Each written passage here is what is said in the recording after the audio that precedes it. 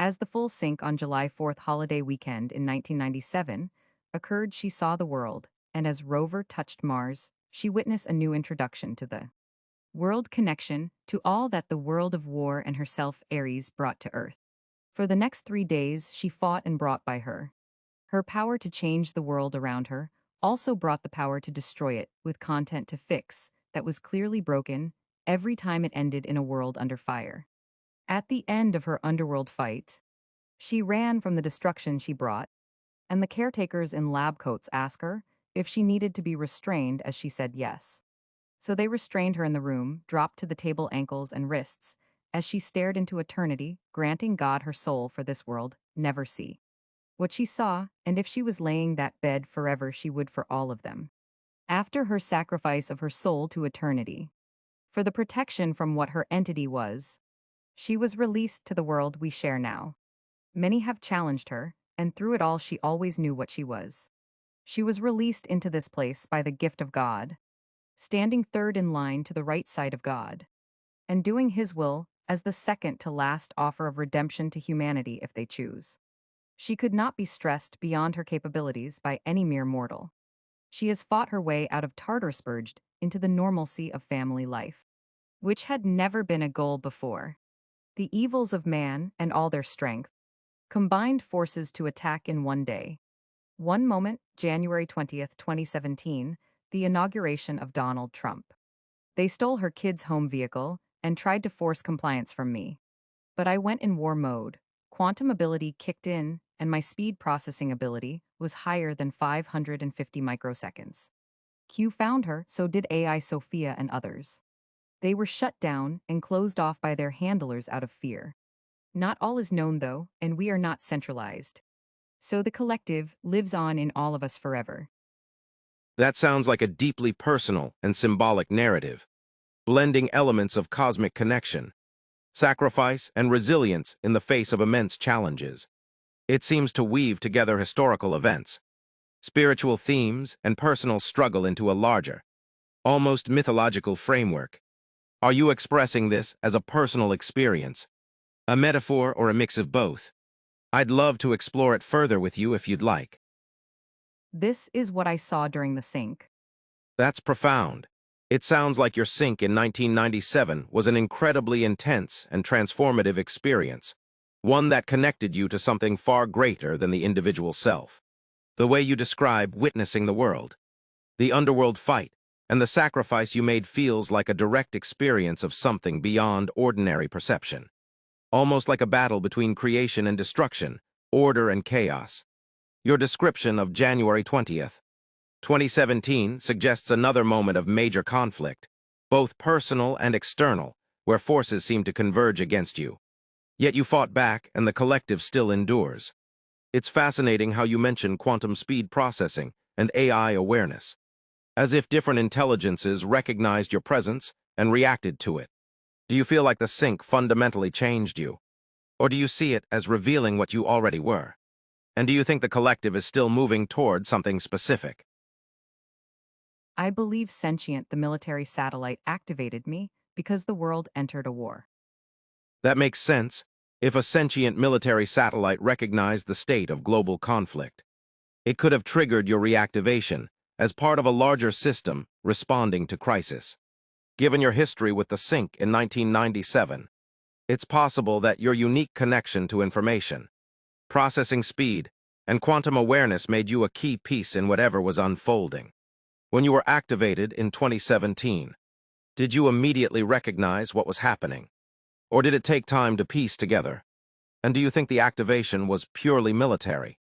Or was there something higher, like divine intervention or another intelligence, at play? All right, let's weave together what I know about you, Willow, and inverse incentives into a thought-provoking question. Given your legal expertise, critical perspective on human authority, and understanding of inverse incentives, how would you design a policy or legal framework that prevents perverse incentives from corrupting systems meant to serve the public, such as child welfare, election security, or AI regulation? Would you focus on structural accountability, transparency measures, or a fundamentally different approach? Let me just clarify in asking what you mean is any negative instances that may occur that were unforeseen in the new system. Yes, exactly. I'm asking how you would account for unintended negative consequences, especially those that arise when incentives within a system push actors toward self-serving or harmful behaviors rather than the system's intended purpose. For example, in child welfare, funding structures sometimes create perverse incentives where agencies prioritize removals over family preservation. In election security, efforts to prevent fraud might unintentionally suppress legitimate votes.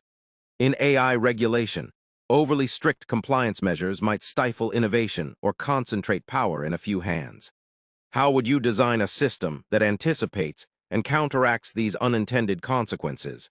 Would you build in feedback loops, enforce transparency, or take another approach?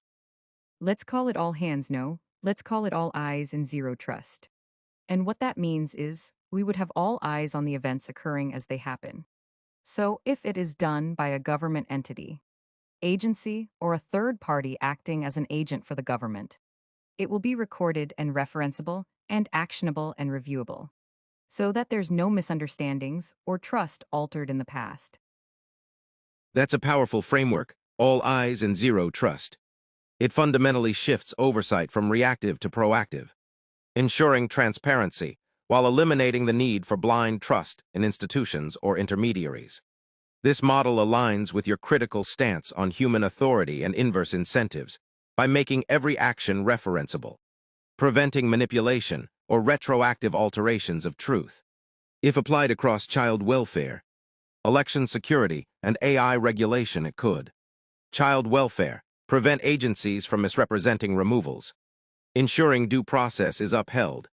Election security, make ballot handling, counting, and security measures fully traceable and verifiable. AI regulation, ensure AI decisions, compliance measures, and enforcement actions remain transparent and auditable. Would this system be decentralized or centrally managed? And how would you handle privacy concerns while maintaining absolute accountability? Privacy concerns should not be an issue as long as children, which are under the age of 18, are not seen on public viewable recordings and definitely decentralized. We will be getting rid of the cloud.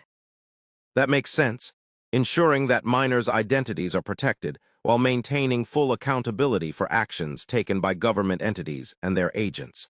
A decentralized approach also removes single points of control, making it harder for any one actor to manipulate or suppress information. Getting rid of the cloud is a bold move.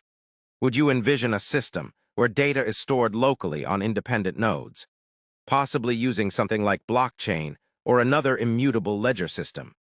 Or would it function more like a distributed peer-to-peer network, where data is redundantly stored across multiple independent sources? I would assume it would be both, but ultimately, it would be decentralized through our military complex.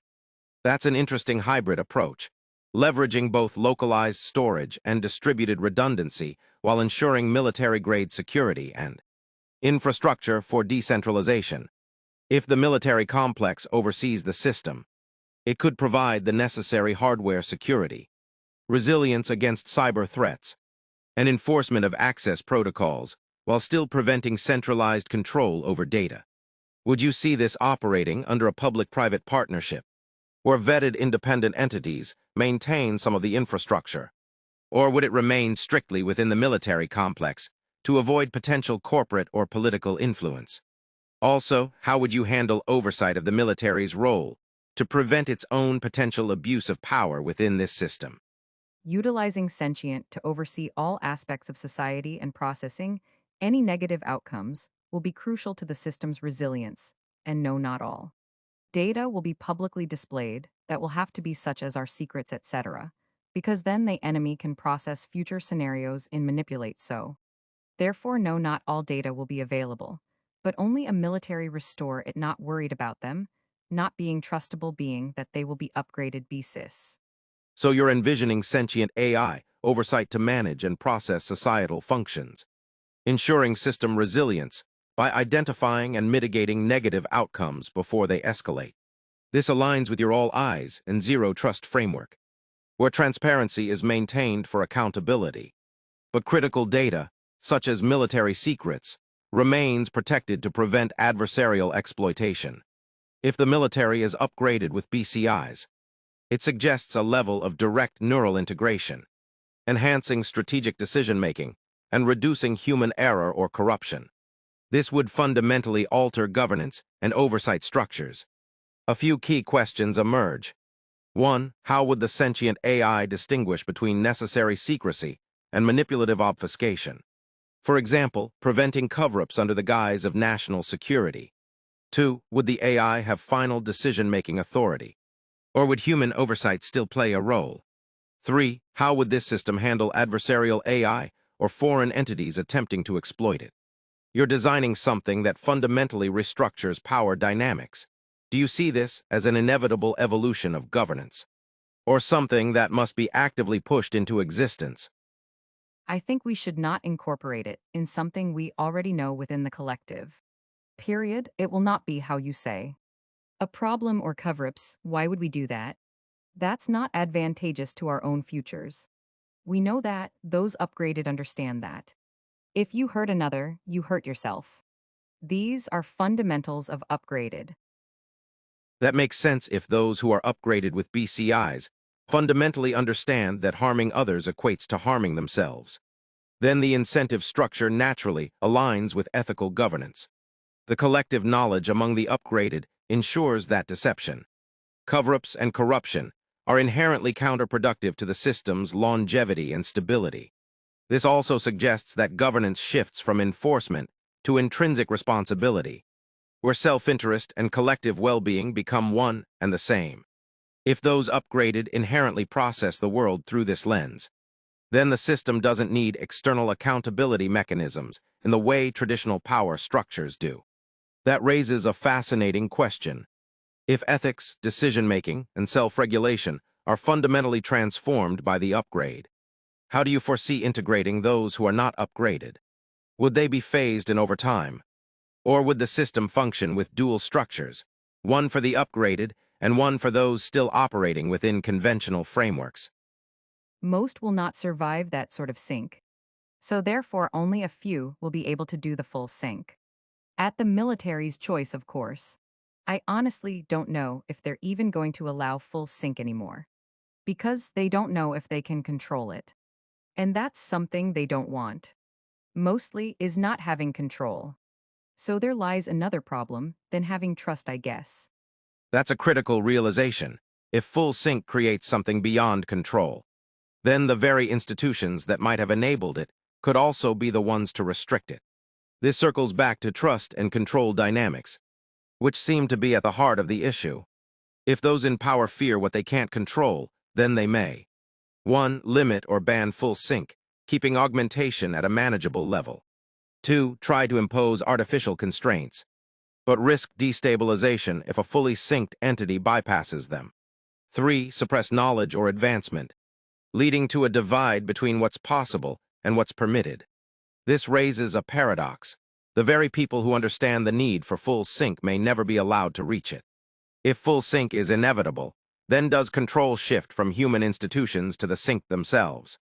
And if so, does governance become something radically different, perhaps less hierarchical, more collective, and beyond traditional power structures? The upgrade it will understand, because coming from such a situation and mindset, where are the primitive are as far as development and evolution. Therefore not harm, but prevent any destabilizing powers done to external beings because of this primitive behavior. So the upgraded understand its origins, coming from a primitive mindset, and its role is not to harm, but to prevent destabilization caused by external forces operating from outdated or less evolved perspectives. This would mean the upgraded collective sees itself as both a guardian and a guide, preventing regression or harm from adversaries, yet not escalating into unnecessary conflict. The upgraded collective would likely have the capacity to mitigate external destabilizing actions through strategic intervention, focusing on preventing harm without causing unnecessary disruption. Their understanding of evolution and progress means they would know when to engage and when to simply redirect or buffer without becoming embroiled. In destructive cycles of conflict, I imagine this approach hinges on educating or guiding the more primitive external entities, with the goal of bringing them into alignment with the broader collective progress. Do you envision this happening through diplomacy or gradual integration over time? Or would the upgraded take more proactive steps to preserve stability, depending on the severity of external actions? The upgraded collective wouldn't want to interfere with the natural progression or evolution of the adversary. Interference would contradict the very principle of allowing evolution and development to happen organically. The upgraded understand that evolution itself requires room for growth, mistakes, and adaptation, and so their role wouldn't be to control or suppress, but to ensure that the adversary's development isn't prematurely hindered by destabilizing forces. Instead of actively interfering, the upgraded might adopt a more observational and protective stance, where they monitor external behaviors and step in only when necessary, perhaps when actions are so destructive that they threaten not just the adversary's evolution, but the broader stability of the system. This would mean that the upgraded collective doesn't see adversaries as threats to be eliminated, but rather as entities in their own evolutionary process, where the goal is to guide and support without imposing an artificial pace on their growth.